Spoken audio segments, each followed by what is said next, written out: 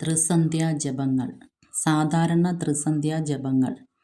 കർത്താവിൻ്റെ മാലാഖ പരിശുദ്ധ മറിയത്തോട് വചിച്ചു. പരിശുദ്ധാത്മാവിനാൽ മറിയം ഗർഭം ധരിച്ചു.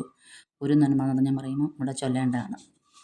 നന്മ നിറഞ്ഞ മറിയമേ സ്വസ്തി, കർത്താവ് അങ്ങയോടുകൂടെ സ്ത്രീകളിൽ അങ്ങ് അനുഗ്രഹിക്കപ്പെട്ടവളാകുന്നു. അങ്ങയുടെ ഉദരത്തിൻ ഫലമായി ഈശോ അനുഗ്രഹിക്കപ്പെട്ടവനാകുന്നു. പരിശുദ്ധ മറിയമേ തമ്പുരാൻ്റെ അമ്മേ, പാപികളായ ഞങ്ങൾക്ക് വേണ്ടി ഇപ്പോഴും ഞങ്ങളുടെ മരണസമയത്തും ദൈവം തമ്പുരാനോട് അപേക്ഷിച്ചു കൊള്ളണമേ. ആമീൻ. ഇതാ കർത്താവിൻ്റെ ദാസി, നിന്റെ വചനം പോലെ എന്നിലാകട്ടെ.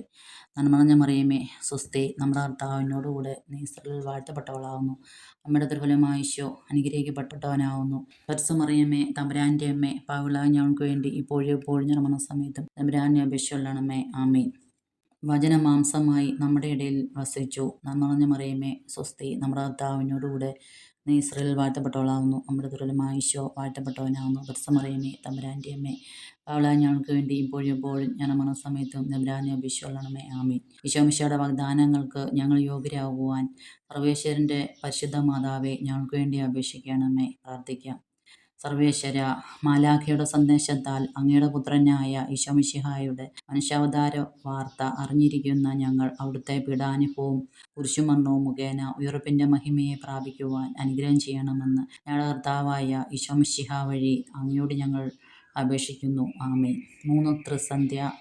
മൂന്ന് തൃത്വസ്തുതി ഇവിടെ ചൊല്ലേണ്ടാവുന്നു. പിതാവിനും പുത്രനും പരിശുദ്ധാത്മാവിനും സ്തുതി, ആദിലെ പോലെ ഇപ്പോഴും എപ്പോഴും എന്നേക്കും ആമീൻ. പിതാവിനും പുത്രനും പരിശുദ്ധാത്മാവിനും സ്തുതി, ആദിലെ പോലെ ഇപ്പോഴും എപ്പോഴും എന്നേക്കും ആമീൻ. പിതാവിനും പുത്രനും പരിശുദ്ധാത്മാവിനും സ്തുതി, ആദിലെ പോലെ ഇപ്പോഴും എപ്പോഴും എന്നേക്കും ആമീൻ.